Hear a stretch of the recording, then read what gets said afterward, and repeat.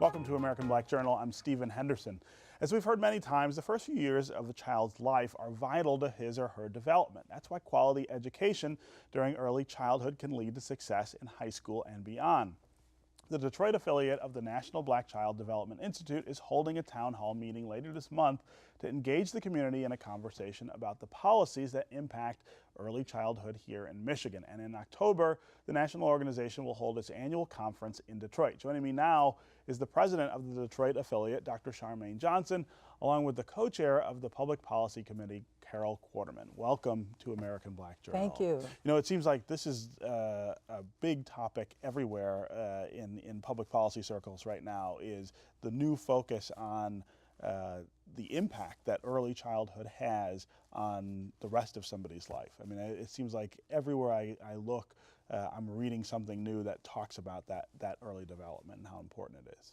Yes. The National Black Child Development for more than 45 years has been engaging in activities that relate to child development, early childhood education. We engage with policymakers.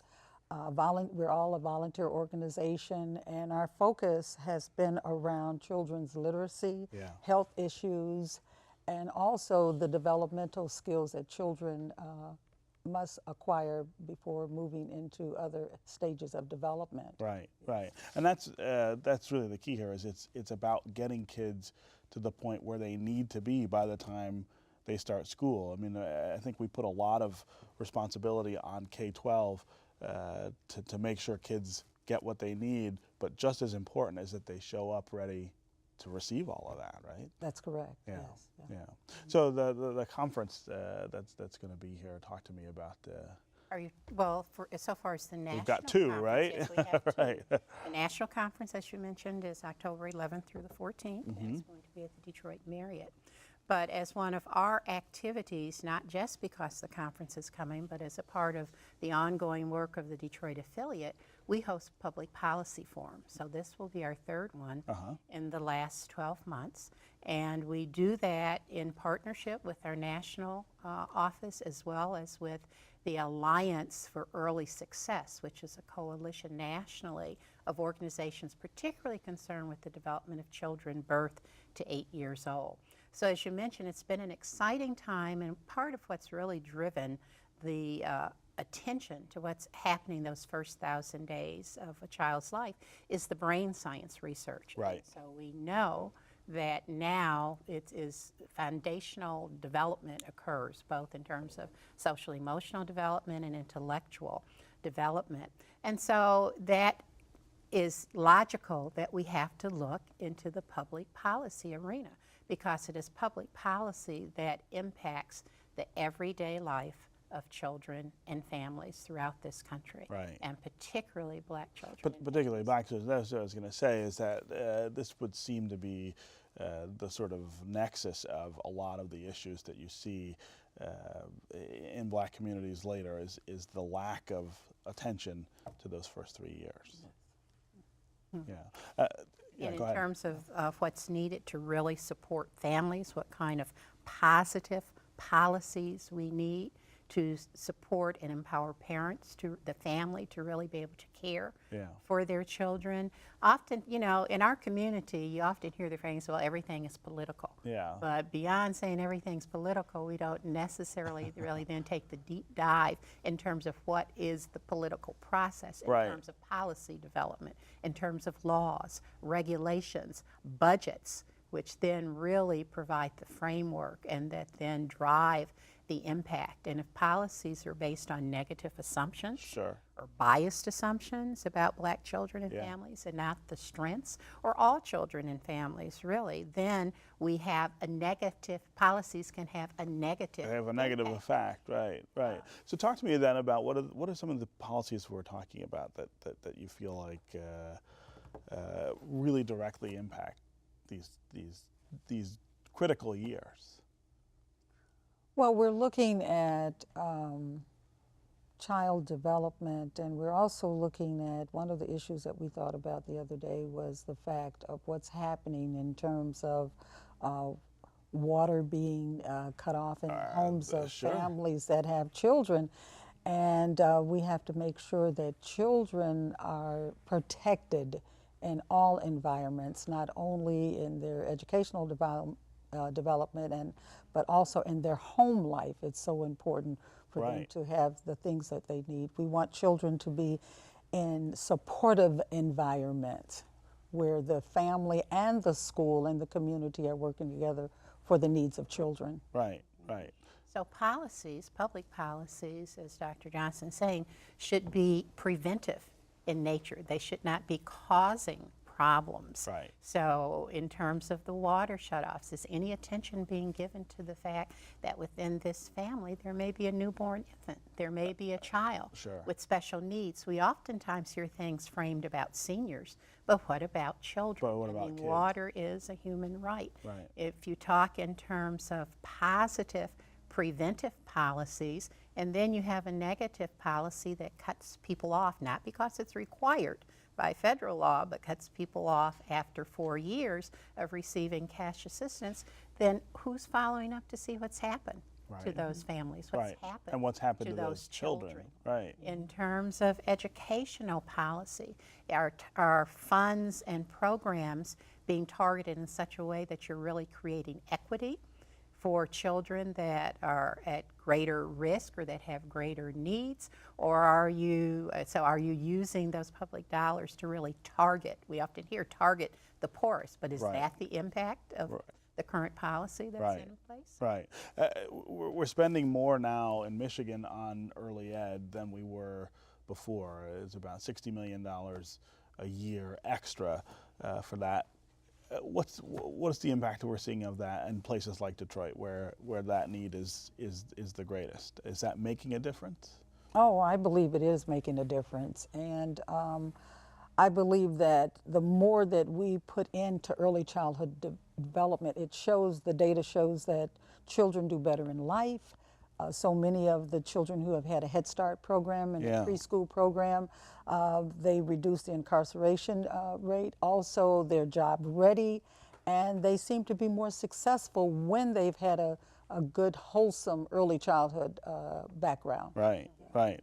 There's no doubt that it's making a difference, Yeah. but is it making a difference at the level and the- the scope that right, it needs to right. in terms of our great need?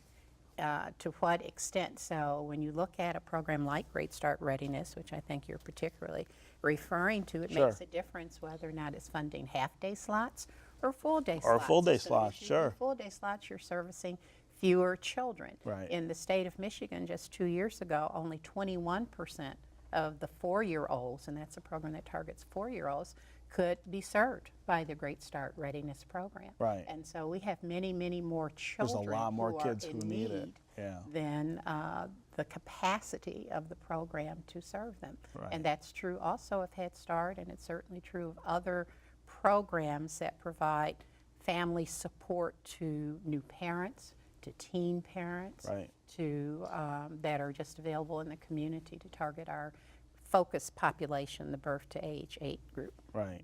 What kind of help do parents need in sort of meeting the needs of their kids that you're finding in this community? Right. Some of the parents really need support, and they need to know where they can go to get their needs met. Right. Yeah, so BCDI has really been somewhat of a change agent in terms of trying to redirect them.